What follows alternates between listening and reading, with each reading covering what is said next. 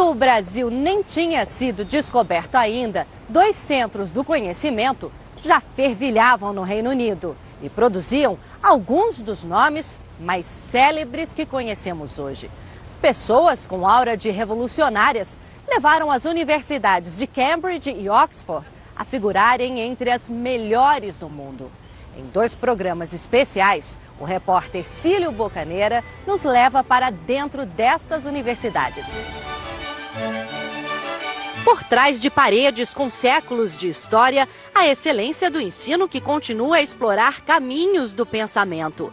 Alunos de todas as partes do mundo procuram Cambridge e Oxford. E o que exatamente eles buscam ali?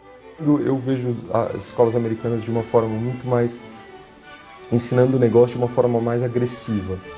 E em Oxford eu encontrei uma escola que apoia a colaboratividade entre os alunos. Tanto em Oxford quanto em Cambridge, passar por uma dificílima seleção é só o começo. Depois, os estudantes mal podem imaginar o que ainda terão pela frente. Até hoje tenho pesadelos com as aulas de econometria que eu tive que assistir lá no início. E eu não entendi absolutamente nada.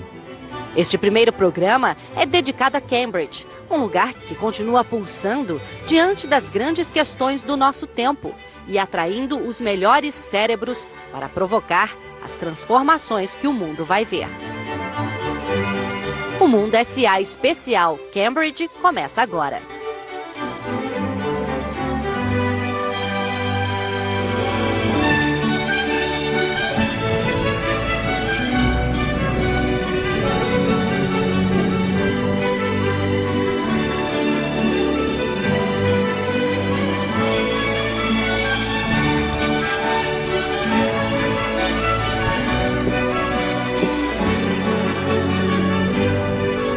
Laboratório Cavendish, Cambridge, quase 60 anos atrás.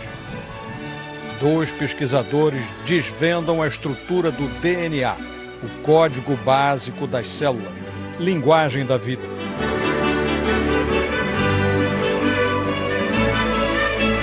A importância científica da descoberta rendeu a James Watson e Francis Crick o Prêmio Nobel de Medicina e Fisiologia. Nenhum espanto em saber que eles pesquisavam na Universidade de Cambridge, que já rendeu 88 prêmios Nobel a pessoas ligadas de alguma forma a ela. Isso mesmo, 88 prêmios. Não mais do que o esperado para uma universidade onde estudaram, pesquisaram ou ensinaram os revolucionários da ciência, Isaac Newton e Charles Darwin, entre outros monstros sagrados. Em Cambridge foi descoberto o hidrogênio e o elétron. Aqui dividiu-se o átomo pela primeira vez.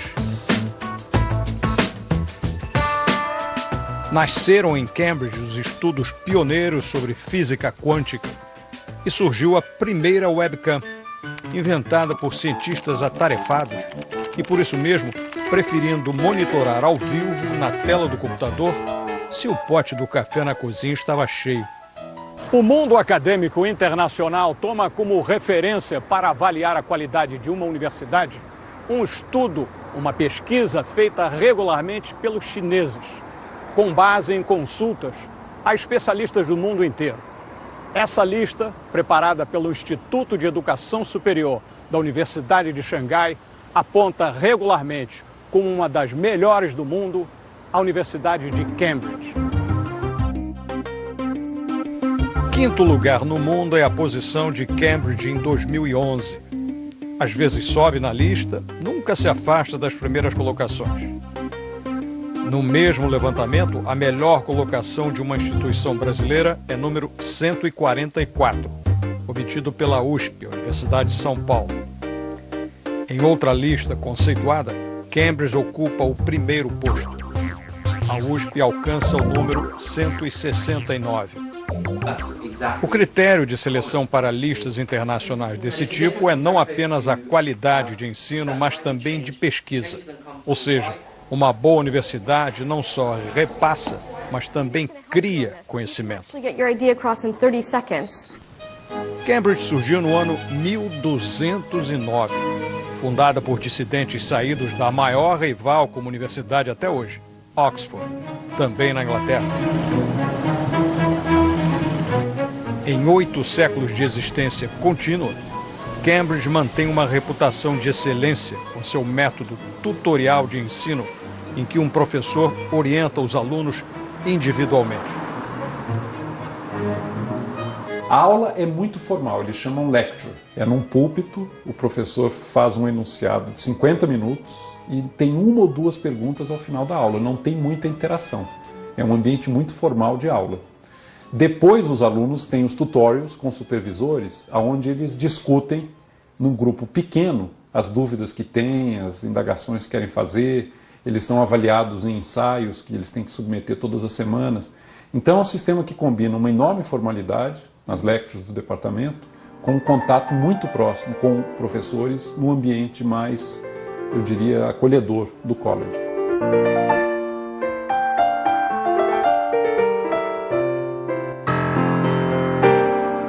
Mais de 100 bibliotecas estão à disposição de alunos e professores, reunindo 13 milhões de livros. Cada livro publicado no Reino Unido tem uma cópia enviada para cá.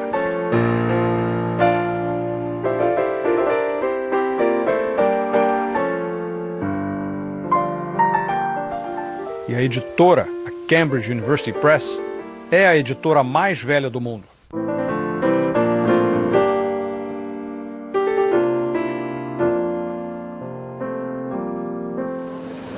A lista de ex-alunos famosos de Cambridge é longa demais para mencionar, mas só para dar um sabor, aqui vão alguns.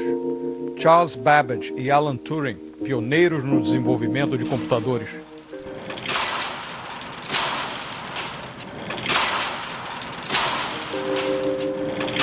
Robert Oppenheimer, líder do projeto Manhattan, que criou e explodiu a primeira bomba atômica no deserto americano. Frank Whittle, que desenvolveu o motor a jato. Na década de 1930, Cambridge enfrentou sua fase de ideias revolucionárias. Tanto que aqui estudaram os espiões britânicos de mais alto nível a serviço da União Soviética. Kim Philby, Guy Burgess, Donald Maclean, John Cairncross e Anthony Blunt. Espiões verdadeiros de Cambridge competem com um colega imaginário. Segundo o escritor Ian Fleming, seu personagem fictício mais famoso, James Bond, estudou aqui, antes de sair pelo mundo, pegando as belas e matando as feras, a serviço de Sua Majestade. No conceito mais elementar de universidade, Cambridge é um centro de pensamento.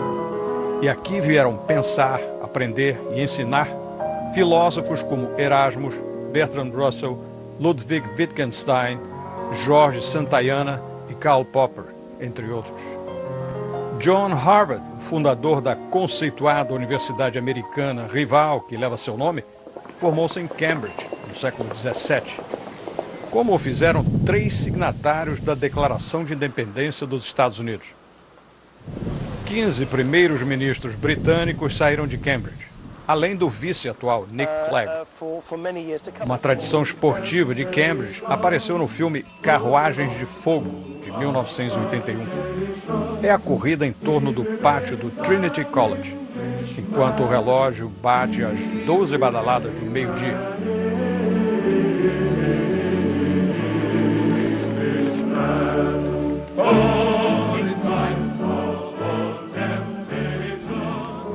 Conhecemos Trinity por dentro algum tempo atrás, quando entrevistamos o então diretor e prêmio Nobel de Economia, Amartya Sen, que ali morava.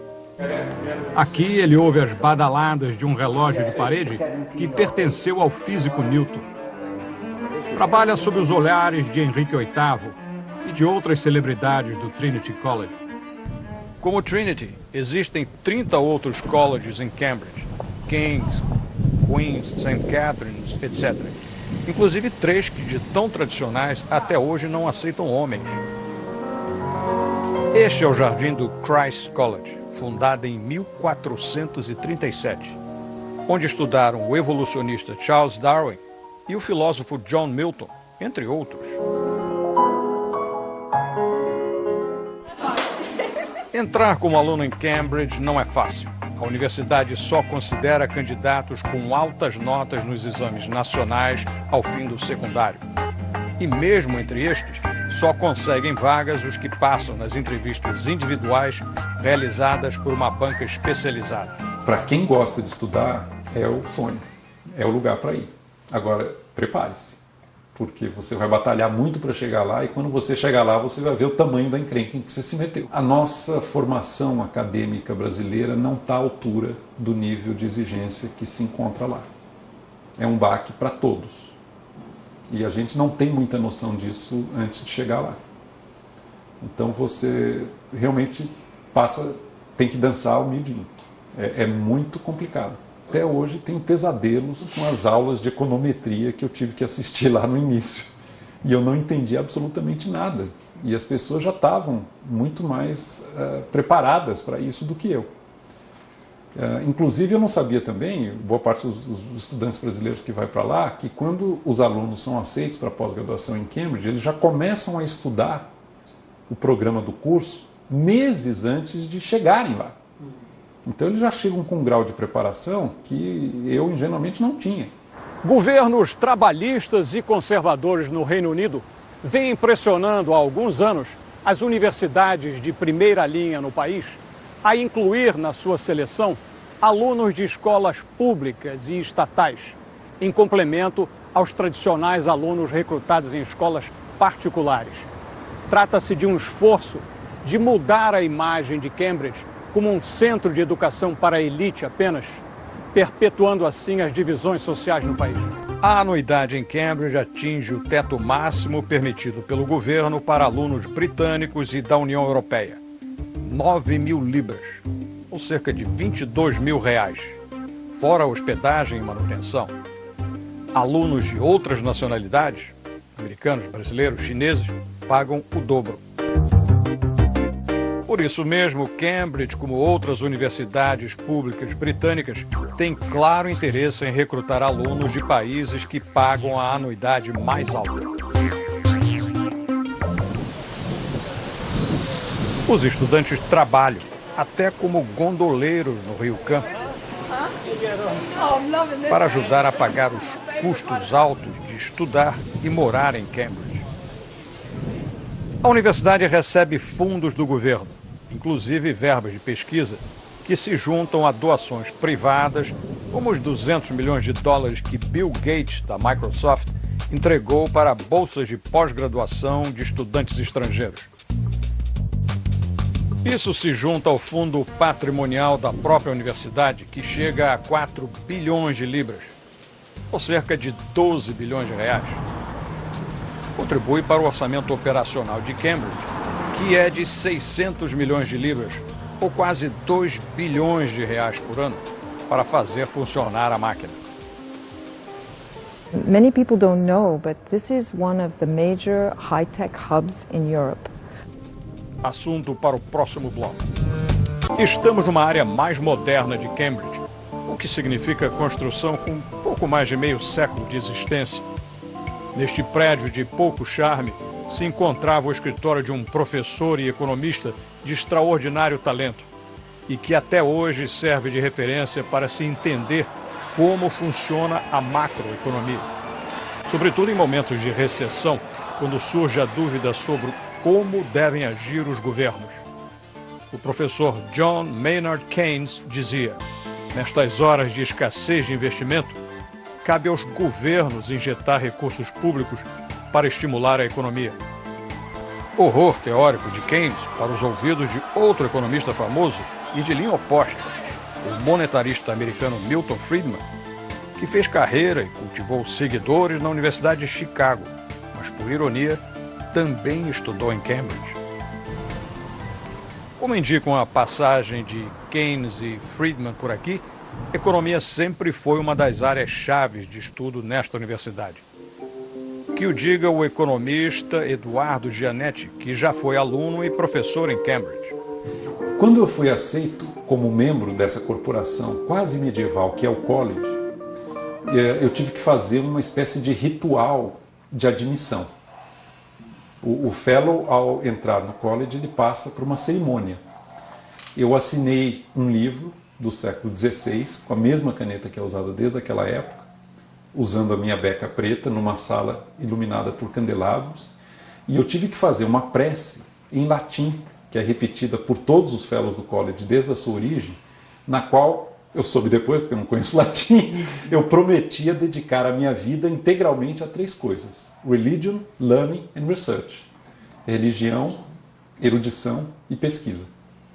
Eu não sei se eu cumpri muito bem a minha promessa, mas pelo menos enquanto eu estava em Cambridge eu fiz basicamente isso. O ensino tradicional de economia em Cambridge é diferente dos cursos de business, administração e negócio, que há décadas funcionam em universidades americanas.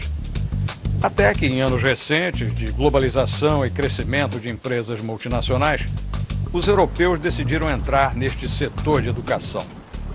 E assim, Cambridge criou em 1996 esta moderna Judge Business School, que em pouco tempo ganhou prestígio internacional. Segundo a revista americana de negócio Forbes, o MBA da Judge está entre os melhores do mundo. What I'd say really distinguishes our programs are that they are intimate, small programs with a high personal touch. And really that's the tradition of Cambridge education. So we replicate that within the business school. And I think that is a distinguishing factor. So we have the MBA, which is a one-year program. So very much like other MBAs in that people have 3 to 5 year work experience. And they come here. It's a very diverse program. There's no cultural majority within the program, so you will be exposed to students from all over the world. Cambridge itself is very international, so you get this sort of crossroads, this melting pot, which is really typical of Cambridge and the UK. And the other thing that we see happening is we have a lot of students from China. About 10% of our students are coming from China. That's the majority for foreign students? It's not the majority, but it's a significant portion. And actually, I think this is extremely interesting if you're coming from Brazil. These are 2 major emerging markets. We know that the Brazilian economy is growing very quickly, soon to overtake the UK actually in size. So as is the Chinese economy, which will soon be the world's largest economy. I think everybody knows this is going to happen. So to come to the UK and actually work in the UK with Chinese students from Brazil, with students from Europe, I think this is a very interesting proposition. And it's done in an international context. We're not talking about something that has a UK focus. We're not focused on the UK. We're focused globally. O nome da escola vem do filantropo Paul Judge, que doou 8 milhões de libras, cerca de 24 milhões de reais, para deslanchar o projeto. Outros contribuíram depois, inclusive 2 milhões de libras da Fundação Margaret Thatcher, ela mesma, a ex-primeira-ministra, que se formou na rival Oxford, mas se irritou quando sua universidade lhe negou um título honoris causa. Na Judge pode-se tirar o MBA em 1 ano. Não sai barato, cerca de 40 mil libras ou em torno de 120 mil reais pelo curso. Fora casa e comida.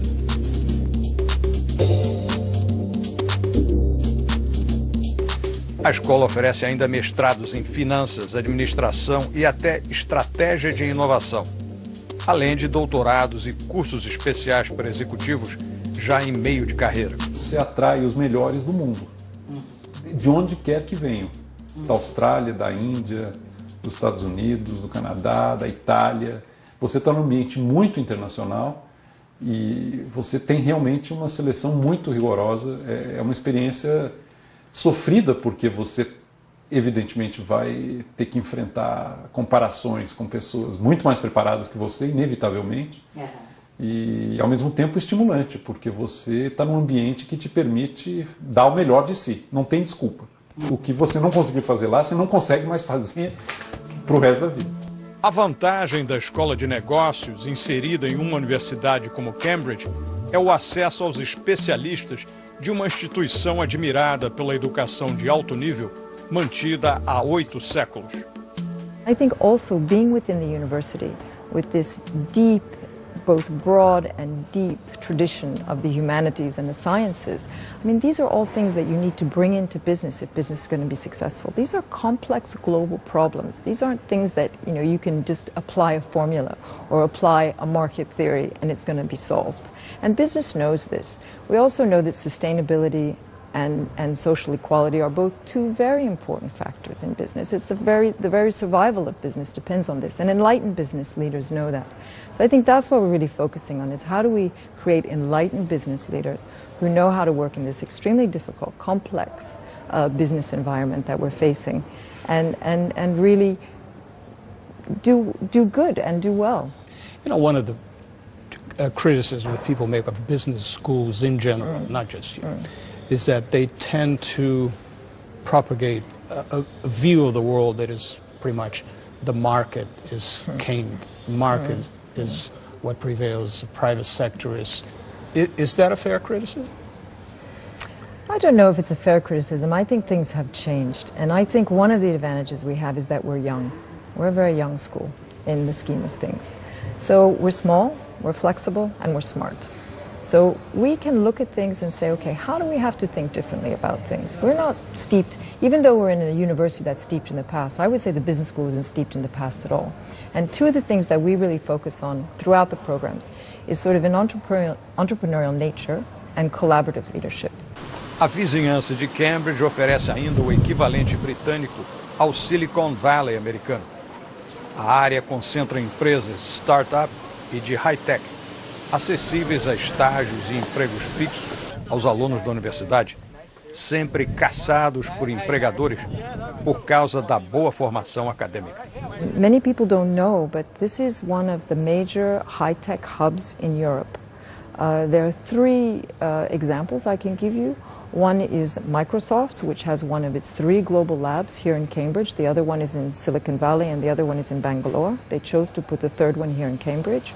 Autonomy, which was just recently sold to HP for £6.1 billion, was a company that was started up here and continues to be here because that's where they find the research talent.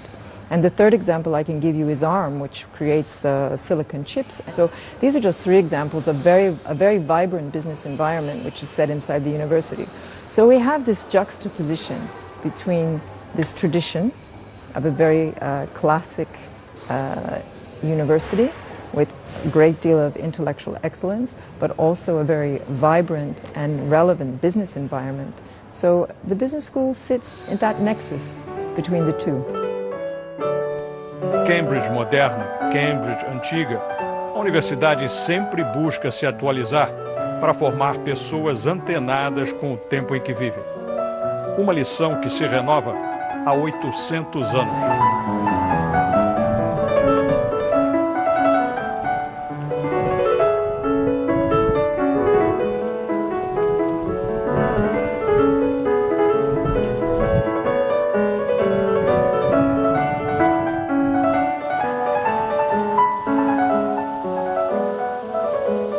Semana que vem, vamos à rival histórica de Cambridge, Oxford. Se você quiser rever esta e outras histórias sobre grandes marcas e empresas de sucesso, visite o nosso site g1.com.br/globonews. Obrigada sempre pela sua companhia. Tchau e até a próxima.